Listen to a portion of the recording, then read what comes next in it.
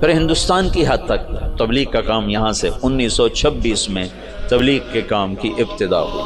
مولانا الیاس صاحب رحمۃ اللہ علیہ صوفیاء میں سے تھے، علماء میں سے تھے۔ اگر وہ اسی طرز پر چلتے جو چل رہا تھا تو کوئی خانقاہ بناتے یا کوئی دارالعلوم بنا لیتے، نظام الدین میں کوئی دارالعلوم بنا لیتے، خانقاہ بنا لیتے۔ ہندوستان بر صغیر کے حالات اور اسلامی سلطنتوں سے قدر مختلف۔ یہاں پہلی صدی میں اسلام آ گیا، یہ ہندو علاقہ ہے۔ یہ جو سری لنکا ہے، یہاں عرب تاجروں کے ذریعے سے یمن سے جو آتے تھے بحری جہاز، ان کی تبلیغ سے یہاں اسلام آ گیا۔ اور یہاں کا جو راجہ تھا وہ تو مسلمان نہیں تھا، لیکن عوام الناس میں اسلام آ گیا۔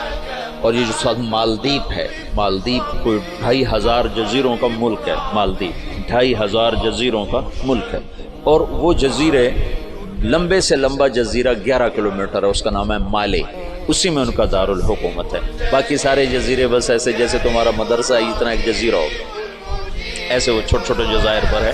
عنبر وہاں بہت نکلتا ہے، اللہ نے ان کو رزق دیا ہوا ہے عنبر کے ذریعے سے۔ تو یہ ان جزائر سے ایک قافلہ جا رہا تھا، اس میں یہاں کچھ عرب قبائل آباد ہو گئے تھے۔ تو ایک قافلہ بحری جہاز پر سری لنکا کے بادشاہ نے تحفے تحائف ولید بن عبد الملک کو دی، ان سے دوستی لگانا چاہتا تھا۔ تو جب یہ کراچی کے قریب گزرا بحیرہ عرب سے، تو تیبل یہ دریائے سندھ کے کنارے تھا، یہ سندھ کا بہت بڑا شہر تھا اس وقت۔ تو وہاں سندھ کے ڈاکوؤں نے بحری جہاز پہ حملہ کیا اور قافلہ بھی لوٹ لیا، اور عورتوں کو بھی قید کر لیا، مردوں کو کچھ قتل ہو گئے۔ تو ایک عورت پکاری، یا للحجاج یا للحجاج یا للحجاج۔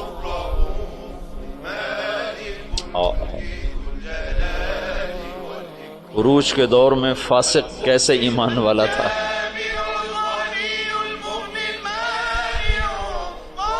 تو کچھ جو لوگ انہوں نے مال لوٹنے کے بعد کچھ لوگ چھوڑ دیے تھے، تو یہ لٹا پھٹا قافلہ جب پہنچا عراق میں تو حجاج کو ملا، اور انہوں نے کہا کہ ایک بہن نے کہا تھا یا للحجاج، تو وہ کھڑا ہو گیا اپنے کرسی سے، کہ لبیک یا اخت الاسلام، لبیک یا اخت الاسلام، لبیک یا اخت الاسلام، اور کہا میرے اوپر حرام ہے بیوی بھی اور بستر پہ سونا بھی، جب تک میں اس بہن کی مدد کو نہ پہنچوں۔ ایک جس کے بارے میں اللہ کے نبی کا کہنا ہے کہ وہ بنو ثقیف میں ایک مبیر ہو، ایک صفاق ہو، صفاق ترین فاسق ترین انسان غیرت ایمانی سے ایسا بھرا ہوا ہے کہ میرے اوپر بیوی حرام ہے، میرے اوپر بستر پہ سونا حرام ہے، جب تک میں اس بہن کی مدد کو نہ پہنچوں۔ اور اس نے اسی وقت ایک لشکر تیار کیا، عبید اللہ بن نبحان رحمۃ اللہ علیہ کو امیر بنایا، اور ان کو 3000 کا لشکر، 4000 کا لشکر دے کے روانہ کیا۔ وہ لشکر شکست کھا گیا اور عبید اللہ شہید ہو گئے۔ پھر اس نے دوسرا لشکر روانہ کیا، یہ سارے عراق سے تھے۔ بدیل بن طوفہ رحمۃ اللہ علیہ کی سرکردگی میں وہ بھی شہید ہو گئے، اور دونوں لشکروں کو شکست ہو گئی۔ پھر اس نے شامی قبائل جو عرب کے قبائل جو شام میں آباد تھے، ان کا عراقیوں سے بڑا مختلف مزاج تھا، تو اس نے ولید بن عبد الملک سے اجازت چاہی کہ مجھے سندھ پہ حملے کے لیے شام سے لشکر، اور میرا خزانہ ختم ہے، مجھے پیسے بھی دے۔ تو ولید نے کہا میں یہ محاذ نہیں کھول سکتا، ابھی ترکستان میں محاذ کھلا ہوا ہے، شمالی افریقہ میں محاذ کھلا ہوا ہے، چین کی طرف محاذ کھلا ہوا ہے، میں چوتھا محاذ نہیں کھول سکتا۔ تو حجاج نے کہا جتنا پیسہ مجھے دو کے قرضہ ہے، اور میں یہ دگنا کر کے بیت المال میں واپس کروں گا۔ تو شامیوں کا 4000 کا لشکر تیار، اور اس کا اپنا سگا بھتیجا تھا محمد بن قاسم بن یوسف، حجاج بن یوسف اور محمد بن یوسف اور قاسم بن یوسف، یہ 3 بھائی ہیں۔ ان میں محمد بن یوسف بھی حجاج جیسا ظالم تھا، یمن میں گورنر تھا، اور قاسم بہت شریف النفس تھے، ان کا بیٹا محمد 17 برس کی عمر، اور حجاج نے اپنی بیٹی زبیدہ اس کے نکاح میں دی ہوئی تھی، اس کو منتخب کیا اور اس کو 12,000 کا لشکر دے کے روانہ کیا، اور باقی جو ساز و سامان تھا وہ سمندر کے ذریعے سے بھیجا جتنا بہت سامان، اور ہر 3 دن کے بعد اس کے پاس خبر آتی تھی، اس نے ڈاک کا ایسا نظام بنایا کہ ہر 3 دن کے بعد خبر حجاج تک پہنچتی تھی۔ اس طرح راستے میں چوکیاں قائم کی، اور پورے جنگ کا نقشہ حجاج بصرے میں بیٹھ کے خود کنٹرول کر رہا تھا۔ تو یہ بدھوں کا شہر تھا، جو دیبل تھا نا بدھوں کا، تو اس میں ایک بڑا وہ تھا ان کا معبد، اس کو گنبد تھا، اس کے اوپر ایک جھنڈا تھا، تو ان کا یہ عقیدہ تھا جب تک یہ جھنڈا نہیں گرتا اس سے شہر کو شکست نہیں ہو سکتی۔ تو مسلمانوں نے زور لگا دیا، حجاج بن یوسف نے ایک توپ بھیجی تھی، توپ من جنیق، پتھر پھینکنے والی، وہ اتنی بڑی تھی اس کو 500 آدمی کھینچتے تھے، تو اس کو بحری جہاز پہ بھیجا تھا، تو وہ نصب تھی اور توپ اس گنبد پہ نشانہ نہیں فٹ ہو رہا تھا۔ 10 دن 12 دن 15 دن گزر گئے، گولے جاتے تھے گنبد پہ نہیں لگتے، تو دیبل والے اور جوش سے لڑتے تھے۔ تو حجاج بن یوسف نے وہاں سے خط لکھا کہ اس توپ کا زاویہ 1 درجہ نیچے کر کے فائر کرو، 1 درجہ نیچے کر، اور محمد بن قاسم اس دن خود توپ پر آئے، ان کا آج میں خود پھینکوں گا۔ تو محمد بن قاسم نے خود اس دن پتھر تو رکھنے والے بہت سے لوگ ہوتے تھے، پر اس نے خود اس کو کھینچ کے جو پھینکا تو پہلا ہی پتھر جا کے جھنڈے پہ لگا اور گنبد پہ لگا، اور گنبد ٹوٹا تو شہر والوں نے ہتھیار پھینک دیے۔ یہ 92 ہجری کی بات بتا رہا ہوں، 90 ہجری کی بات بتا رہا ہوں۔ 90 ہجری میں اسلام کا پہلا داخلہ ہے فاتحانہ۔ ویسے تو سرندیپ یہ ہندوستان کا حصہ تھا، سری لنکا ہندوستان کا حصہ تھا، اور وہاں دعوت پھیل چکی تھی، وہاں اسلام پھیل چکا تھا دعوت کے ذریعے، لیکن فاتحانہ انداز میں جو مسلمان بر صغیر میں داخل ہوئے ہیں تو محمد بن قاسم رحمۃ اللہ علیہ اس کا ذریعہ بنے، اور دیبل فتح ہوا ہے۔ راجہ داہر اس وقت وہ پورے سندھ کا باج، پورا ہندوستان 2 حصوں میں تقسیم تھا، ہند اور سندھ۔ سندھ یہ نہیں جو آج ہے، یہ سندھ بمبئی تک تھا، یہ سندھ بمبئی تک، اور دیپال پور تک اور ادھر سے بمبئی تک، یہ ایک پورا علاقہ تھا، باقی ہند الگ علاقہ تھا۔ راجہ داہر اس سارے کا بادشاہ تھا۔ راجہ داہر ایک دفعہ بیٹھا تھا تو ایک نجومی آیا، تو اس کی بہن بھی ساتھ بیٹھی، تو اس کی بہن نے اپنا ہاتھ دکھا دیا نجومی کو کہ میرا ہاتھ دو۔ نجومی نے کہا یہ لڑکی آئندہ سندھ کے بادشاہ کی بیوی بنے گی۔ تو راجہ داہر پریشان ہو گیا، یہ میرے گھر میں میرا دشمن پیدا ہو رہا ہے۔ تو اس نے اپنے وزیر کو بلایا، کہنے لگا نجومی نے کہا ہے کہ یہ میری جو بہن ہے یہ سندھ کے بادشاہ کی بیگم بنے گی۔ تو وزیر نے کہا تو خود شادی کر لے، قصہ ہی ختم۔ میں نے کہا بے غیرت مجھے کروائے گا، ساری دنیا کیا کہے گی بہن سے شادی کر لی۔ تو وزیر چپ ہو گیا، اس نے ایک بکری لے کر اس پر مٹی مل دی، مٹی کی تہ پہلے اس پر اچھی طرح لگائی، پھر اس کے اوپر باریک مٹی ڈالی، پھر اس پر پھول کے بیج ڈالے اور اس کو ہلکا ہلکا پانی لگوانا شروع۔ تو اس کے پشت کے اوپر پھول ہی پھول ہو گئے۔ تو اس نے وہ بکری ایک نوکر کو دی کہ جاؤ اسے بازار کا چکر لگواؤ۔ تو میں نے چکر لگوایا تو سارا شہر اکٹھا ہو گیا، بکری کے اوپر پھول، بکری کے اوپر پھول، سب حیران پریشان۔ اگلا دن کا پھر چکر لگاؤ، پھر لوگ اکٹھے ہو گئے، اگلا دن پھر چکر لگاؤ، پھر تھوڑے ہو گئے، پھر 5 دن اور تھوڑے ہو گئے، 5 دن اور، 6 دن اور، 7ویں دن کوئی بھی دیکھنے نہیں آیا۔ تو وہ بکری لے کر داہر کے پاس آ گئے، کہنے لگا اس بکری میں تیری کہانی لکھی ہوئی۔ وہ کیسے؟ تب پہلے زیادہ لوگ تمہیں گالیاں دیں گے، پھر اسے تھوڑے گالیاں دیں گے، پھر اسے تھوڑے گالیاں دیں گے، پھر ایک دن چپ کر جائیں گے، تو اسے شادی کر لی۔ اس بکری سے اس نے اس کو دلیل سمجھائی، تو اس کم بخت نے حکومت کے لالچ میں اپنی بہن سے شادی کر لی۔ حالانکہ ہندو بھی بڑے غیور، بڑے غیرت والے، یہ راجپوتوں کی تاریخ ہے، بہت غیور لوگ ہوتے تھے، یہ تو آپس کی لڑائیوں کی وجہ سے بے وقوفی کی حد تک آپس میں لڑتے تھے، تو غیروں کو ان پر چھا جانے کا موقع اس وجہ سے ملتا تھا، تو وہ اس نے اپنی بہن سے شادی کر لی۔ جب محمد بن قاسم حملہ آور ہوا تو راجہ داہر سندھ، بمبئی، دیبالپور تک کا حکمران تھا، تو روہڑی کے قریب ان دونوں لشکروں کی پھر جنگ ہوئی۔ تو اس سے پہلے محمد بن قاسم نے لکھا حجاج بن یوسف کو کہ سارا سندھ اکٹھا ہو چکا ہے اور میرے ساتھ صرف 12,000، تو اپنی مدد کے لیے لشکر بھیجو۔ تو فاسق اور صفاق کا خط سن، حجاج کا خط ہے، یہ ابھی دریائے سندھ کے پار تھے، ادھر راجہ داہر کے لشکر، ادھر محمد بن قاسم کا لشکر، تو حجاج کا خط ہے کہ اللہ کے رسول کا فرمان ہے 12,000 کو کمی کی وجہ سے شکست نہیں ہو سکتی، اور تم 12,000، لہٰذا تمہیں اس وجہ سے شکست نہیں ہو سکتی کہ تم تھوڑے۔ جب میرا خط پہنچے تو سارے لشکر کو آخرت کی ترغیب دی اور اللہ کی رضا پہ مرنے کے لیے تیار کرو، اور میرے پاس کوئی لشکر نہیں تمہیں بھیجنے کے لیے، میرے پاس کوئی سرمایہ نہیں تمہاری مدد کے لیے، تمہارا اللہ تمہیں کافی ہے۔ یہ حجاج کا خط تھا محمد بن قاسم کے نام۔ تو پھر انہوں نے روہڑی کے قریب دریائے سندھ کتنا پھیل جاتا ہے، انہوں نے وہاں سے دریا پار کیا، اور روہڑی کے آس پاس اب بھی اس کے کھنڈرات ہیں۔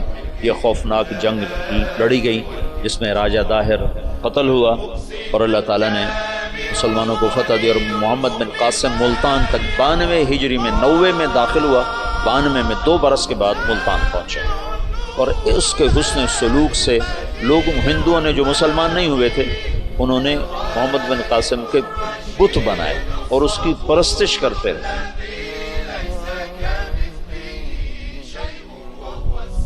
یہ اس طرف سے 92 ہجری میں اسلام داخل ہوا ہے۔ پھر اس کے بعد ہندوستان کے پوری جو تاریخ بدلی ہے کہ مسلمانوں کے ہاتھ میں اقتدار، وہ 5ویں صدی میں جا کر جب محمود غزنوی نے ہندوستان پہ حملہ کیا اور 17 حملے کیے، 17 کے 17 میں وہ کامیاب ہوا، اور 33 برس حکومت کی۔ دنیا میں 4 بڑے فاتح ہیں، پہلے بھی تو میں بتاتا رہتا ہوں، مطلب اپنی میری جستجو سے کوئی میں نے کسی محقق کتاب میں نہیں پڑھا، لیکن یہ بات تو خیر سارے مورخ مانتے ہیں کہ سب سے بڑا فاتح چنگیز خان، اور دوسرے نمبر پر محمود غزنوی۔ آگے 2 میں نے خود لگائے ہیں، تیسرے نمبر پر سکندر یونانی ہے، اور چوتھے نمبر پر تیمور لنگڑا ہے۔ مجھے اس پہ بڑا غصہ آتا ہے، کم بخت نے بڑے مسلمان ذبح کی، میں حیران ہوں تفتہ زانی کیسے اس کے ساتھ رہتا تھا۔ تو ایسا صفاق کم بخت تھا، وہ جب شہر پہ حملہ کرتا تو پہلے دن سفید جھنڈا لہراتا، اس کا مطلب تھا کہ اگر تم دروازے کھول دو گے تو ہم صرف تمہارا مال لوٹیں گے، تمہیں کچھ نہیں کہیں گے۔ دوسرے دن سرخ جھنڈا لہراتا تھا کہ اب ہم تمہارے فوجی قتل کریں گے، تمہارا مال لوٹیں گے، تمہیں کچھ نہیں کہیں گے۔ تیسرے دن سیاہ جھنڈا لہراتا تھا کہ اب جتنے بھی ذی نفس ہیں سب کو قتل کریں گے اور تمہارا مال بھی لوٹیں گے، اور وہ کم بخت ایسا ہی کرتا رہا۔ میرا تو کبھی کبھی جی چاہتا ہے کہ اس کا خاتمہ بھی ایمان پہ نہ ہوا ہوگا، ایسا اس نے ظلم کیا۔ باقی اللہ غفور الرحیم ہے، ہم اس کی رحمت کو نہ بند کر سکتے ہیں نہ پابند کر سکتے ہیں، چاہے تو ابو جہل کو جنت میں ڈال دو، اس سے کوئی پوچھنے والا نہیں ہے۔ یہ خطا اللہ نہ کرے ہم سے ہو کہ ہم اللہ کی رحمت کوئی پابند بنا دیں۔ ہم کم ظرف ہیں نا، کم ظرفی کی وجہ سے کسی پہ زیادہ غصہ آ جاتا ہے، کسی کے ساتھ ہمدردیاں وابستہ ہو جاتی ہیں، کسی پر قہر چڑھ جاتا ہے، لیکن اس کی رحمت رحمتی وسعت کل شیء، تو اس کی رحمت کے آگے خربوں تیمور بھی ہوں تو بخشے جا سکتے ہیں، ایک تیمور کی کیا بات ہے۔ تو محمود غزنوی فاتح ہند ہے، اس نے ہندوستان کے لیے اسلام کا دروازہ کھولا، اور 33 برس کی حکومت، اور فاتح عالم ثانی ہے، چنگیز خان کے بعد یہ دوسرے نمبر کا شاہ سوار۔ وہ کافر تھا، 2 کافر 2 مسلمان، ایک کافر نما مسلم، ایک کھرا مسلمان۔ سب سے پہلے سلطان کا لقب پانے والا محمود غزنوی ہے، سلطان کا جو لقب سب سے پہلے ملا ہے وہ محمود کو ملا ہے، سلطان محمود غزنوی۔ اس کا باپ غلام تھا، غلام سبکتگین غلام تھا۔ یہ گیا شکار کھیلنے، تو ایک ہرنی کا بچہ اس نے شکار کیا، تو اس کو اٹھا کر اس نے گھوڑے پہ رکھا، ذبح نہیں کیا، گھوڑے پہ رکھا، گھر جا کے ذبح کروں اور واپس موڑا۔ ایسے اس کے پیچھے نظر پڑی تو اس نے دیکھا وہ اس بچے کی ماں اس کے پیچھے پیچھے آ رہی تھی، پیچھے پیچھے آ رہی تھی۔ تو اس نے اس کو دیکھا تو اسے ترس آیا، تو اس نے بچے کو چھوڑ دیا۔ تو بچہ جا کے ماں سے جو ملا تو ہرنی نے تشکرانہ یوں سبکتگین کے آگے یوں سر جھکایا کہ تیری بڑی مہربانی۔ رات کو سبکتگین نے خواب دیکھا کہ تو نے مخلوق پہ رحم کیا، اس کے صلے میں اللہ نے تیری اولاد کے لیے بادشاہی کا فیصلہ کر دیا۔ تو سبکتگین نوکر سے ایک صوبے کا گورنر بنا اور محمود غزنوی آدھی سے زیادہ دنیا کا بادشاہ بنا، اور غزنی پوری دنیا کا کسی زمانے میں سب سے خوبصورت شہر بنا۔ میں جب پڑھتا تھا رائمنڈ میں تو میں نے خواب دیکھا کہ میں اپنے آبائی قبرستان گیا جو جہاں ہمارے بزرگ دفن ہیں، وہاں سے نکلا تو دو کتے میرے پیچھے لگے، ایک کالا ایک سفید۔ تو میں نے ایک کتے کو پکڑا ٹانگوں سے اور دوسرے کتے پہ مارنا شروع کیا، مار اس دونوں کو ختم کر دیا۔ تو وہاں مجھے دو خرگوش کے بچے نظر آئے، تو میں نے وہ اٹھا لیے۔ یہ وہ دور تھا جب جنگل زیادہ ہوتا تھا اور خرگوش کا شکار کیا کرتے تھے، کبھی جالی کے ساتھ کبھی کتوں کے ساتھ، پھر ان کو بھوننا پکانا، یہ وہ غالباً وہی لاشعور کی بات ہوگی۔ تو میں نے وہ خرگوش کے بچے اٹھا لیے اور میں چل پڑا۔ پیچھے مڑ کے دیکھا تو خرگوش نہیں یوں دیکھ رہے، تو مجھے خواب میں سبکتگین یاد آ گیا۔ خواب میں اس نے بھی ہرنی پہ رحم کھایا تھا، تو میں نے دونوں بچے چھوڑ دیے۔ تو میں نے کہا یا اللہ، ہرنی پہ رحم کھانے پر تو نے سبکتگین کو حکومت عطا فرمائی تھی، یہ میں خواب میں دعا کر رہا ہوں، میں تجھ سے حکومت کا طلبگار نہیں، میں تجھ سے چاہتا ہوں تو مجھے سارے عالم کی ہدایت کے لیے قبول فرما دے۔ یہ خواب میں نے دعا کی، اور پھر میں نے گھر کی طرف چلنا شروع کیا۔ 2 قدم چلا تو میں ہوا میں اڑنے لگا، پھر میں اڑتا ہوا گھر پہنچا۔ یہ آج مجھے کوئی 35 سال کے بعد خواب یاد آیا ہے، وہ سبکتگین کی وجہ سے یاد آ گیا۔ تو محمود 33 سال کی حکومت کے بعد فوت ہوا، 416 ہجری۔ 1974 میں غزنی میں زلزلہ آیا اور محمود کا مزار بھی ٹوٹ گیا، قبر بھی پھٹ گئی۔ ظاہر شاہ کا مرحوم کا زمانہ تھا، تو اس نے قبر کو دوبارہ اور گنبد کو، مزار کو دوبارہ بنوانے کا حکم دیا۔ تو انہیں ساری قبر کھول، ساری قبر کھودی تو اندر کچھ بھی نہیں تھا۔ تو ان کو جستجو ہوئی تو انہوں نے تھوڑا سا اور کھدائی کی، تو پھر نیچے سے ایک اور وہ لحد نکل آئی، لحد۔ وہ جو اس لحد میں اس کا تابوت پڑا ہوا، لکڑی کا تابوت صحیح سلامت، جیسے کوئی ابھی رکھ کر گیا، اور اس کو اس وقت قبر میں گئے ہوئے 1000 برس ہو چکے ہیں، 1000 برس۔ وہ لکڑی سلامت ہے، تو ان کو جستجو ہوئی، جب لکڑی سلامت ہے تو اندر پتہ نہیں کیا ہوگا۔ تو ایک فرانسیسی انجینئر تھا، وہ کھول رہا، تو اس نے پیچ کھول کے جب ڈھکن اٹھایا تو بے ہوش ہو کے پیچھے گرا، یوں گرا۔ تو پیچھے جو مسلمان تھے انہوں نے آگے دیکھا تو محمود اپنے تابوت میں ایسے پڑا تھا جیسے ابھی سویا، اور اس کا سیدھا ہاتھ سینے پر تھا یہاں، اور اس کا کفن یہاں تک ہٹا ہوا تھا، آدھا سینہ اس کا ننگا تھا اور سینے پر ہاتھ تھا، اور ایسے سویا تھا جیسے ابھی کوئی اس کو سلا کر گیا۔ تو انہیں ہاتھ کو اٹھا کر دیکھا تو نرم گوداز، تو پھر اس کو رکھا، بند کیا، وہاں دوبارہ اس کو دفن کیا۔ میرے محبوب صلی اللہ علیہ وسلم ایسی زندگی لائے ہیں کہ مسجد کا امام نہیں، 3 براعظم کا بادشاہ بھی مرنے کے بعد ایسے اعزاز پا سکتے، شہید بھی نہیں ہے، تبھی موت مرا ہے، ٹی بی میں، ٹی بی ہو گئی تھی تب تک، ٹی بی سے مرا تھا۔ اور قبر اس پر ایسے فدا ہے کہ اس کے بال کو بھی نہیں اکھیڑا، ایسی زندگی اسلام ہمیں دیتا ہے۔ کہ مر کے بھی زندہ رہ جاؤ.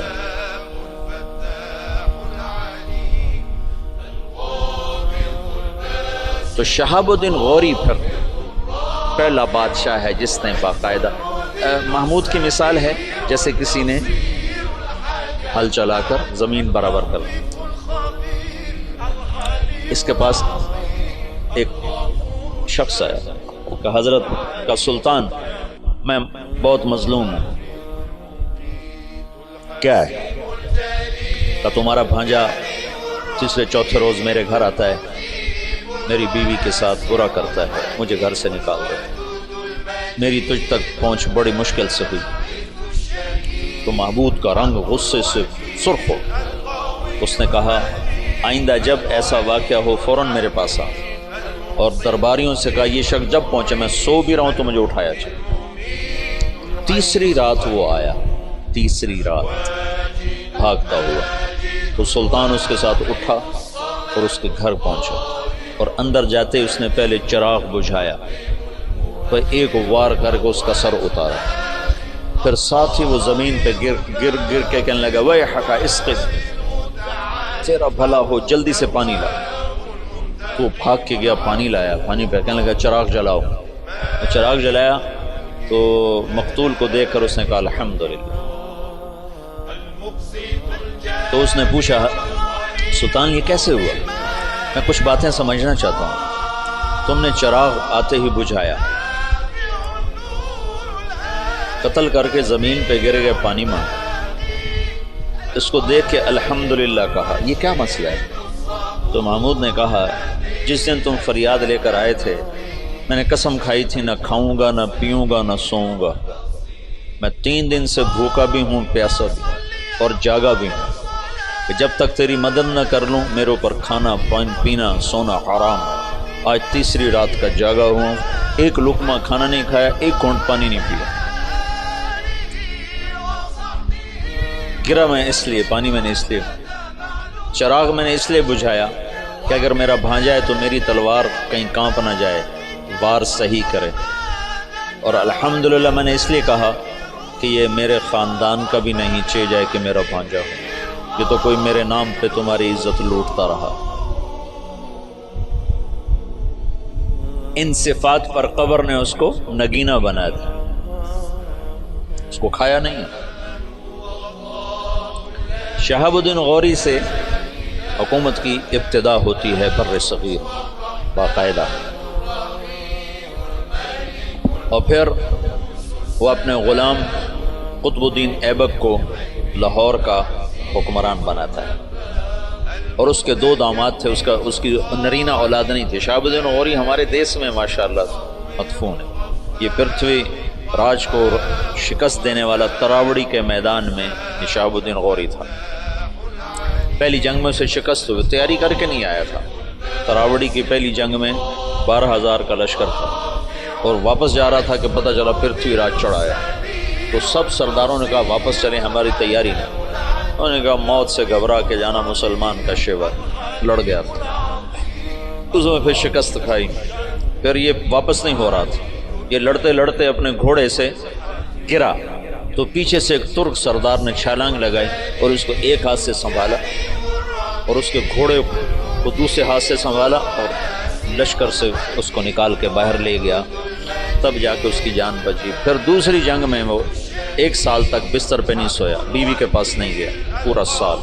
اس نے تیاری کی اور پھر تراوڑی کے میدان میں اس نے پرتھوی راجپوت چوہان، یعنی وہ ہمارا بڑا وہی تھا کم وقت. ہمیں تو اللہ نے ہدایت دے دی کوئی 15-20 نسل پہلے مسلمان ہو گئے، لیکن ہمارا قبیلہ وہی ہے راجپوت چوہان، پرتھوی راج کی نسل.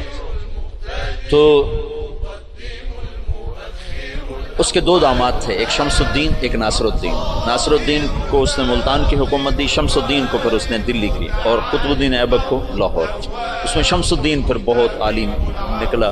قطب الدین ایبک بہت سمجھدار تھا لیکن 4 سال کی حکومت کرنے کے بعد اس کا انتقال ہو گیا. وہ یہ پولو کھیلتا تھا، پولو یہ گھوڑے کا، تو گھوڑے سے گرا اور مر گیا. انارکلی کے پچھلی طرف اس کا مزار ہوتا تھا. انارکلی جانا ہوتا تھا، 60 کی دہائی میں پڑھتا تھا، تو سارے محلے کا کوڑا کرکٹ اس کی قبر پہ پڑا ہوتا تھا. اور عبرت کا نشان ہوتا تھا۔ پھر ضیاء الحق مرحوم نے یہ نیکی کا کام کیا، اس نے وہ سارا محلہ صاف کروا کے چاروں طرف کے مکان خرید کر اس کی قبر پر ایک بڑا خوبصورت اس نے مزار بھی بنایا، ساتھ آنے جانے کی جگہ بھی بنائی۔ تو اس طرح یہاں اسلامی سلطنت کی بنیاد ہے۔ التمش نے 5 دفعہ چنگیزیوں کو شکست دی، 5 دفعہ، اور ان کے چنے چبوا دیے۔ پھر صلاح الدین خلجی نے، تو خاندان غلامہ ختم ہوا، خاندان غلامہ کے بعد سادات آئے۔ خاندان غلامہ کے دور میں تیمور کا حملہ ہوا، پھر وہ جاتے ہوئے سادات کو حکمران بنا دیا، ان سے پٹھانوں نے حکومت حاصل، ان سے مغلوں نے حکومت حاصل۔ ابراہیم لودھی کو شکست دی بابر نے پانی پت کے میدان میں۔ بابر بڑا دلیر آدمی تھا، بڑا عجب بادشاہ گزرا ہے، تھوڑی عمر میں مر گیا، 42 سال کی عمر میں مر گیا، پر اس کی عجب زندگی۔ تو ایک یہاں مغلیہ سلطنت کی داغ بیل پڑی، بڑی مضبوط اسلام دوست، سوائے اکبر کے کہ وہ گمراہ ہوا تو علماء کی وجہ سے، وہ خود ان پڑھ تھا، دین کو جانتا نہیں، تو جو درباری علماء تھے ان کی وجہ سے وہ دین سے متنفر ہوا کہ وہ آپس میں اس بات پہ اس کے اکبر کے سامنے لڑ پڑتے تھے کہ یہ کرسی پر میں بیٹھوں گا، بادشاہ کے برابر میں بیٹھوں، وہ کہتا میں بیٹھوں، وہ کہتا دائیں میں بیٹھوں گا، بائیں تم بیٹھو، وہ کہتا نہیں تم ادھر بیٹھو میں ادھر بیٹھوں، ادھر میں بیٹھوں گا ادھر تم بیٹھو۔ ان چیزوں سے وہ ایسا خود ان پڑھ تھا، کیونکہ ہمایوں کو جب شکست ہوئی، شیر شاہ سوری نے اسے شکست دی، شیر شاہ سوری پٹھان تھا، تو کچھ عرصہ بیچ میں پٹھانوں کی حکومت آئی اور ایسی حکومت کر گیا شیر شاہ سوری کہ انگریزوں نے بھی شیر شاہ سوری کے اصول پر اپنی حکومت کے نظام بنائے تھے۔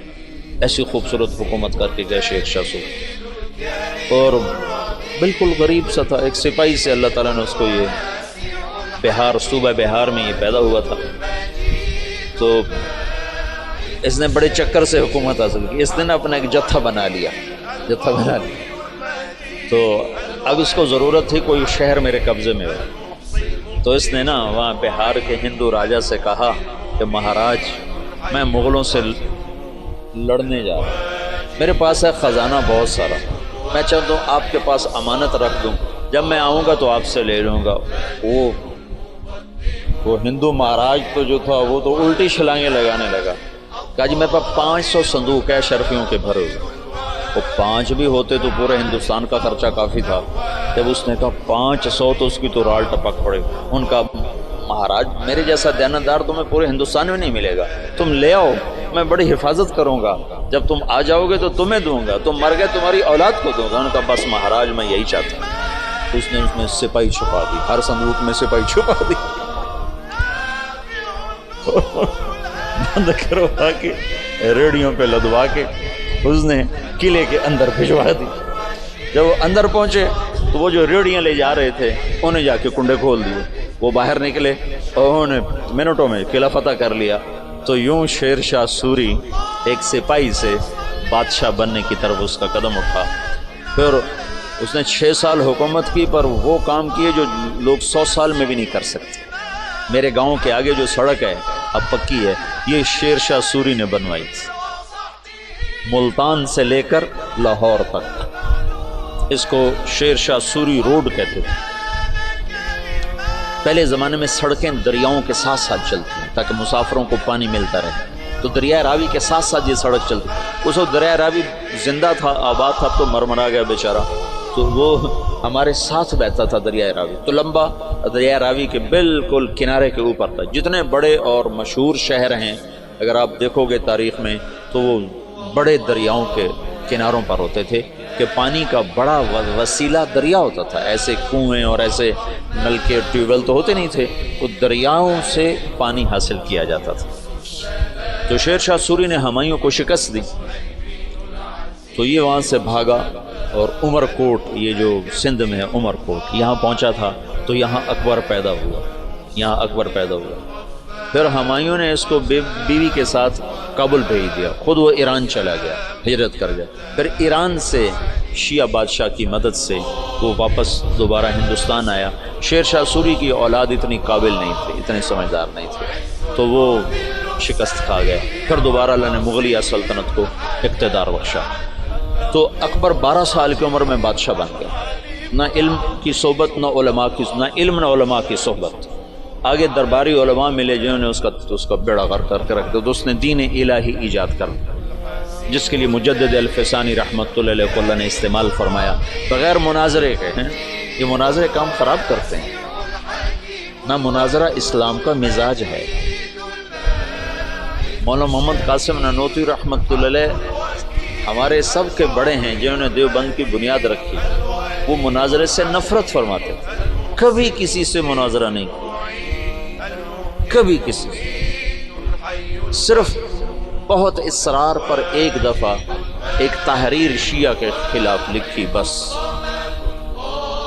جس پر مسلمان کا نام آتا تھا اس سے مناظرہ نہیں کرتے تھے، حالانکہ وہ ایسے مناظر تھے کہ وہ آریاؤں سے اور عیسائیوں سے، غیر مسلموں سے بادشاہ تھے مناظر کے۔ رحمۃ اللہ کرانوی صاحب رحمۃ اللہ علیہ، مولانا رحمۃ اللہ کرانوی، اگر یہ لوگ نہ ہوتے تو بر صغیر اندلس ہوتا، اسپین ہوتا۔ یہ تو لوگ آ گئے تھے۔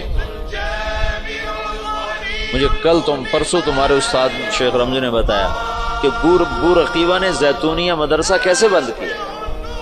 میں کہا اللہ علماء دیوبند کو جزائے خیر دے جو چٹائی پہ راضی ہو اور چوپڑی روٹی کے دھوکے میں نہیں آئے۔ حبیب بورقیبہ نے علماء کو چوپڑی روٹی کھلا دی اور پیسے پہ ان کو کھینچ لیا، جب وہ کھینچے تو پھر سب کچھ چلا گیا۔ اور یہاں کے علماء بکے نہیں، بھوکے پیٹ پہ پتھر باندھ کے۔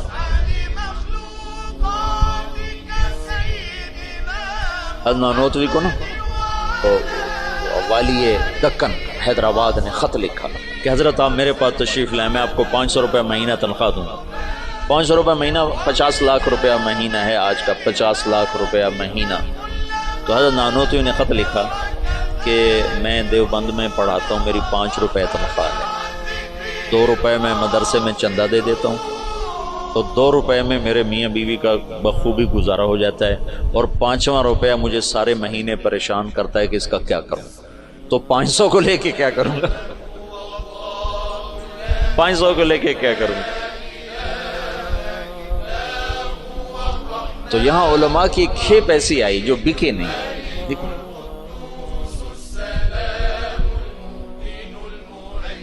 تو درباری علماء نے اکبر کا ستیہ ناش کر کے رکھ دیا، دین الہی اس نے ایجاد کیا، علماء سے تنگ آ کر، ان درباری علماء سے تنگ آ کر۔ مجدد الفسانی رحمۃ اللہ علیہ نے بغیر مناظرے کے دین الہی کو مٹا دیا، کسی ایک جگہ مناظرہ نہیں کیا، حالانکہ لا الہ الا اللہ محمد الرسول اللہ اکبر ذل اللہ یہ کلمہ تھا، یہ کلمہ تھا اکبر ذل اللہ۔ اس کو رد کرنا کتنا آسان تھا مناظرے سے۔ گائے کا ذبح کرنا بند، شراب حلال، اکبر کو سجدہ، سورج کی پوجا، صبح بالکونی کھول کے اکبر سورج کے سامنے کتنے دیر تک مالا جپتا تھا۔ داڑھی منڈانا ضروری، داڑھی رکھنا حرام،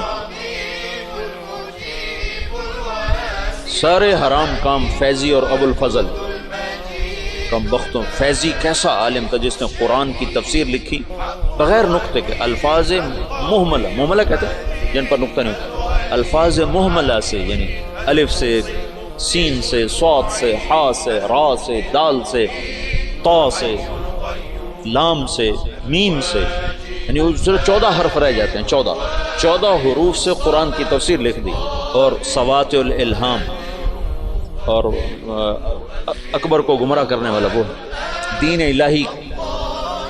ایک دفعہ کسی نے پوچھا کیا کر رہے ہو فیضی سے، کہا الہاد کے مزے لے رہا، الہاد کے مزے لے رہا۔ جہانگیر آگے مجدد الفسانی کا صحبت یافتہ نکلا، مثبت انداز سے جو کام ہوتا ہے وہی پائیدار ہوتا ہے۔ اتنا بڑا کام، مولانا الیاس صاحب فرماتے تھے میرا کام مجدد الفسانی والا، میں نے مجدد الفسانی کو سامنے رکھا ہے کہ ان کا طرز یہ تھا کہ وہ مٹی ہوئی سنت کے مقابلے میں جو بدعت ہوتی تھی اس کی تردید نہیں فرماتے تھے مجدد الفسانی، بلکہ مٹی ہوئی سنت کے فضائل بیان اتنا فرماتے تھے کہ سنت چھا جاتی تھی، بدعت مٹ جاتی تھی۔ روشنی آئی اور اندھیرا چلا گیا، یہ تھا۔ اندھیرے کے جانے کے لیے کوئی حجت اور دلیل تو نہیں ہوتی نا، سورج کے آنے کی دیر ہوتی ہے اندھیرا چلا جاتا ہے، پھر کہنا تو نہیں پڑتا اندھیرے صاحب منٹو رپاؤ سورج آ گیا، تو خود ہی چلا جاتا ہے۔ بغیر مناظرے کے دین الہی کو مٹا دیا۔ ابو الفضل زندہ کی کھال کھچوا دی تھی شیخو پورے میں۔ یہ جو شیخو پورہ ہے نا، یہ جہانگیر کے نام پر ہے۔ جہانگیر بڑی منتوں سے ملا تھا، ابو یہ اکبر کے اولاد نہیں ہوتی تھی۔ ایسے میرا پنڈورا باکس کھل جاتا ہے تو کہاں کہاں کی کہانیاں اکٹھی ہو جاتی ہیں، تو پھر مجھے خود یاد نہیں رہتا میں کیا کہہ رہا تھا اور کدھر چلا گیا۔ تو بڑی دعاؤں کے بعد جہانگیر ملا تھا۔ پیدل گیا تھا اجمیر تک دعا مانگنے، اجمیر تک پیدل گیا تھا دعا مانگنے کہ اللہ تعالیٰ مجھے بچہ عطا فرمائے، تو اللہ نے جہانگیر دیا۔ اس کی نخنیت، جہانگیر بہت نیک متقی بادشاہ، اس پر ایسے ہی بہت زیادہ افتراء ہیں، بہتان ہیں، بہت سارے، کچھ کمیاں تھی بھی سی بادشاہوں میں ہوتی ہیں، لیکن اس کا یہی بہت بڑا احسان ہے کہ اس نے دین الہی کو ختم کیا۔ تو یہ شیخو پورہ جہانگیر نے آباد کیا تھا۔ اکبر اپنے بیٹے جہانگیر کو شیخو کہا کرتا تھا پیار سے، شیخو بابا، شیخو بابا۔ ویسے نام اس کا سلیم تھا، جہانگیر اس کا لقب تھا، اور شیخو اس کا ابا اسے کہا کرتا تھا، شیخو بابا۔ تو یہ اس نے یہ ہرن مینار بھی جو بنایا ہے، اس کا ایک ہرن تھا جہانگیر کا، اسے بہت پیار کرتا تھا، وہ مر گیا، اس کے غم میں اس نے ہرن مینار بنایا۔ تو یہاں شیخو پورہ میں اب اس نے باپ کے خلاف بغاوت کی تھی اکبر کے بیچ میں، تو ابو الفضل اس نے بھیجا تھا سفیر بنا کے، بھئی میرے بچے سے بات کیا چاہتا ہے، حکومت تو تیری ہے، تو میرے خلاف کیوں آتا ہے؟ تو جب ابو الفضل آیا تو اس نے زندہ کی کھال اتروائی، کہا تو ہے میرے باپ کو گمراہ کرنے والا، زندہ کی کھال اتروائی تھی۔ اکبر نے کہا شیخو بابا میں تو ذبح شدہ بکری کی کھال نہیں اترتے دیکھ سکتا، تو نے میرے یار کی کھال ہی زندہ اتار۔ کہا بابا یہ تیرا یار نہیں، یہ تیرا سب سے بڑا دشمن، جس نے تجھے اس دین اسلام سے برگشتہ کر دیا۔ چنانچہ آخری 5 سال میں اکبر طائب ہو گیا تھا، اور تجھ کے جہانگیری جو جہانگیر کی سوانح ہے، اس میں جہانگیر نے لکھا ہے کہ آخری وقت میں بابا نے صدر جہاں کو بلوایا جو مفتی دلی تھے، اور ان سے فرمایا کہ میرے سرانے بیٹھ جاؤ، سورہ یاسین پڑھ۔ تو صدر جہاں نے سورہ یاسین پڑھنی شروع کی، اور میرے باپ نے سننا شروع کیا، پھر آہستہ سے کلمہ پڑھا اور روح پرواز کر دی۔ تو مجدد الفسانی رحمۃ اللہ علیہ نے بغیر مناظرے کے اتنے بڑے فتنے کو دبا دیا۔ یہ آج کل کے بیچارے کیا مناظروں کے ذریعے سے فتنوں کو دبا سکتے ہو، تو فتنوں کو ہوا دینے والی چیز ہے۔ سنو، اعتراض کا جواب نہیں ہوتا، سوال کا جواب ہوتا ہے۔ سن رہے ہو؟ اعتراض کا جواب نہیں ہے۔ انتم خیر ام عبد اللہ، عتبہ بن ربیعہ کہہ رہا ہے انا اعلمکم بالشعر والسحر والکہانہ، مجھے بھیجو میں محمد سے بات کرتا ہوں، کہ جاؤ بات کرو۔ تو وہ آ کر کہتا ہے یا محمد انت خیر ام عبد اللہ، تو اللہ کے نبی چپ۔ انت خیر ام عبد المطلب، اللہ کا نبی چپ، کہ آنے والا سائل نہیں ہے، آنے والا معترض ہے، معترض کا جواب نہیں ہوتا۔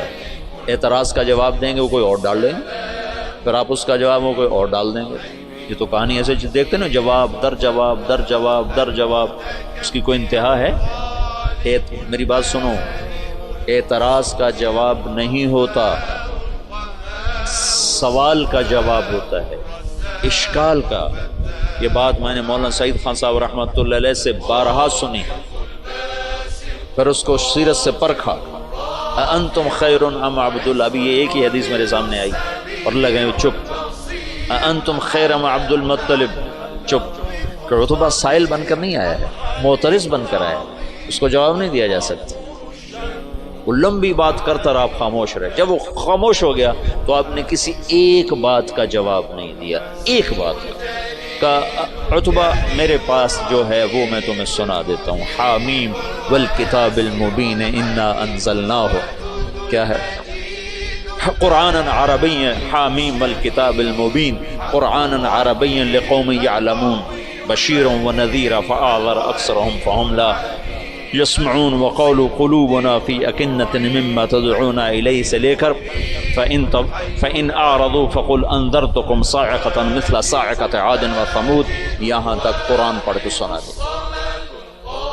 انا انزلناہ قرآنا عربیا لقوم یعلمون بشیرا ونذیرا فاعرض اکثرهم فهم لا یسمعون. اس کو پڑھتے چلو.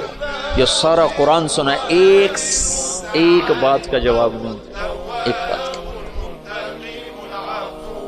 تمہیں جوش اٹھتا ہوگا کہ ہم جواب لیں گے، ہم جواب لیں گے. اور اس لیے کہ اگلا سائل ہی نہیں ہے، اگلا تو معترض. ایک جاٹ کے منہ سے نکل گیا کوا سفید ہوتا ہے کالا نہیں ہوتا. نہ کمی کالا ہوتا، نہ کہ نہیں ہوتا ہی بگا چٹا ہوتا ہی نہیں. تو انہوں نے کہا چلو مناظرہ کرو مناظرہ. اس کی بیوی نے کہا مر جا میں کالا ہوتا ہے تو کدے آکھے جانا پہ. اس نے کہا میں مننا ہی نہیں کالا ہوتا تو میں کون منے سے، میں مننا ہی نہیں. تو تم کیسے بے وقوف ہو جو کوے کو سفید کہنے والے کو منانا چاہتے ہو؟ کیوں وقت ضائع کرتے ہو؟ اس سے بات کر لو جس کا ذہن صاف ہے. معترض کا جواب نہیں ہے. تو آج کل اعتراض ہیں، سوال نہیں ہے. سائل کا ضرور جواب ہے، اشکال کا جواب ہے، سوال کا جواب ہے، اعتراض کا جواب نہیں ہے. مناظرے جواب در جواب یہ سب وقت ضائع کرنے کی چیزیں. حضرت تھانوی رحمۃ اللہ علیہ نے فرمایا بہت سے فتنے اس لیے فتنے بن گئے کہ علماء نے اس کا جواب دینا شروع کر دیا. اگر جواب نہ دیتے تو اپنی موت آپ مر جاتے. یہ تحفۃ العلماء کی تمہیں سنا. تو بہت سے فتنے اس لیے فتنے بن گئے کہ علماء نے ان کا جواب دینا شروع کر دیا. اگر وہ چپ ہو جاتے تو اپنی موت آپ مر جاتے. مجدد الفسانی رحمۃ اللہ علیہ نے اتنے بڑے فتنے کو مٹایا بغیر جواب، بغیر مناظرے. سبحان اللہ، عجب بندہ تھا. اور نقش بندی سلسلے کے بادشاہ، جس کے آخری بادشاہ مولانا خان محمد صاحب دنیا سے تشریف لے، اور تو دنیا اندھیر ہو بستی اجڑ گئی. ان اللہ لا ينتزل علم انتزاعا ہے نا بل يقبضه بقبض العلم.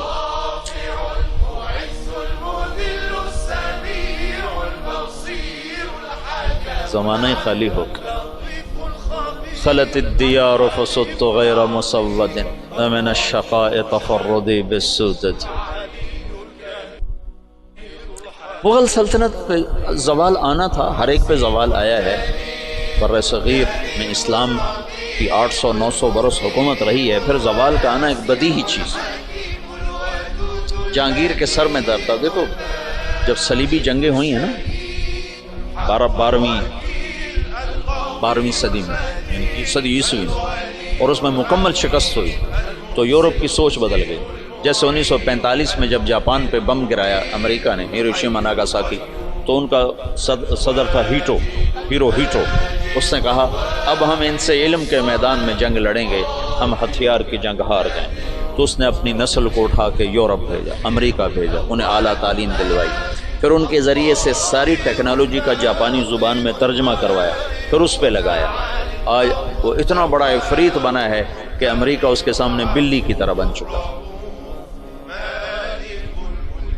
تو مغرب نے سوچا کہ ہم ان کو میدان میں شکست نہیں دے سکتے، تو انہیں اپنے علم کو اپنا میدان بنایا.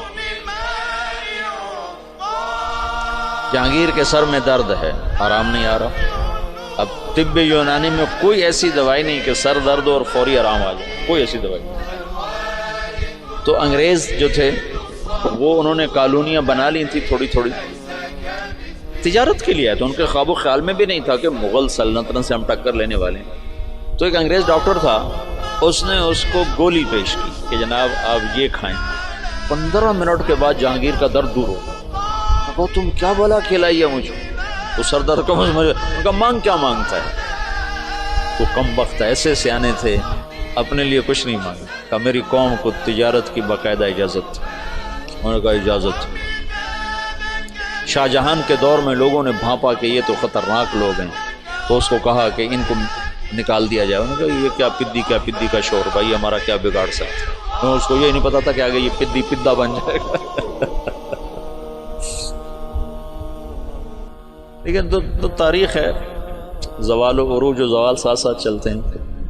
تو اورنگزیب عالمگیر کے بعد ایک دم زوال ہے۔ میں نے یہ دیکھا ہے کہ جس بادشاہ نے لمبی حکومت کی اس کا اگلا وارث انتہائی نکما۔ سلیمان اعظم کہلاتا ہے، سلیمان اعظم جو سلاطین عثمان ہیں، یہ ترکی کے جو تغرل، میں نے تغرل کی کہانی سنائی تھی نا آپ کو، عثمان سے عثمانی، اس میں سلیمان کو کہتے ہیں سلیمان اعظم۔ اس نے آدھے سے زیادہ یورپ فتح کیا، الجزائر فتح کیا، عرب، پتہ نہیں کہاں کہاں اس کی حکومت۔ اس نے 50 سال حکومت کی۔ اس کا اگلا بیٹا نکما۔ ادھر 50 سال اورنگزیب نے حکومت کی، اگلا بیٹا نکما ترین معظم انتہا، اور 25 سال وہ دارالحکومت سے غائب رہا جہاں۔ یہ اس کی بڑی سیاسی غلطی تھی کہ 25 برس دارالحکومت سے باہر گزار، دکنی ریاستوں کے خلاف لڑتے تو پیچھے سازشوں سے پک گیا۔ چلو باقی انشاءاللہ